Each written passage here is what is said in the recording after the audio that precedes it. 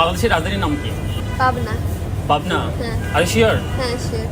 বাংলাদেশের রাজধানীর নাম ভুল বলায় ভাইরাল হলেন আবারও লুবাবা। প্রয়াত মঞ্চ ও টেলিভিশনে অভিনেতা আব্দুল কাদেরের নাতনি সিমরিন লুবাবা প্রায়ই বিতর্কিত নানা মন্তব্যে সামাজিক যোগাযোগ মাধ্যমে ভাইরাল হয় ছোট্ট লুবাবা। ভাইরাল হওয়া এসব ভিডিওতে দেখা যায় নানা বিষয়ে মন্তব্য করছে মেয়েটি, তাই নেটিজনদের অনেকের কাছে নানান তকমাও পেয়েছেন সে। এর আগে কেন্দ্রে দিয়েছি বলায় সামাজিক যোগাযোগ মাধ্যমে বেশ ট্রোলের শিকার হয় এই শিশু শিল্পী। এবার বাংলাদেশের রাজধানীর নাম বলে আবারও ভাইরাল লুবাবা। বাংলাদেশের রাজধানী হিসেবে পাবনার নাম বলায় সামাজিক যোগাযোগ মাধ্যমে তৈরি হয়েছে হাস্যরস। আসলে এটি খেলার অংশ নিয়েই ভুল উত্তরটি দিয়েছে সে। এক কন্টেন্ট ক্রিয়েটরের কাছে ভুল উত্তর দিলে পুরস্কার পাবে এমন প্রস্তাবে রাজি হয়ে যায় লুবাবা। এরপর প্রথম প্রশ্নটি করা হয়, বাংলাদেশের রাজধানীর নাম কি? প্রশ্ন শুনেই ভেবেচিন্তে উত্তরে লুবাবা বলেন, বাংলাদেশের রাজধানীর নাম পাবনা। দ্বিতীয় প্রশ্নে তাকে জিজ্ঞাসা করা হয়, বাংলাদেশের জাতীয় ফুলের নাম কি? উত্তরে প্রথমে লুবাবা জানি না বললেও পরে সে বলে, বাংলাদেশের জাতীয় ফুল গাছপাতা। ভিডিওটি মুহূর্তে ভাইরাল হয় সামাজিক যোগাযোগ মাধ্যমে। এমন উত্তর দিয়ে নেটিজনদের মধ্যে তুমুল হাসির খোরাকে পরিণত হয়েছেন লুবাবা। যদিও অনেকে বিষয়টি বোঝার চেষ্টা করে বলেছেন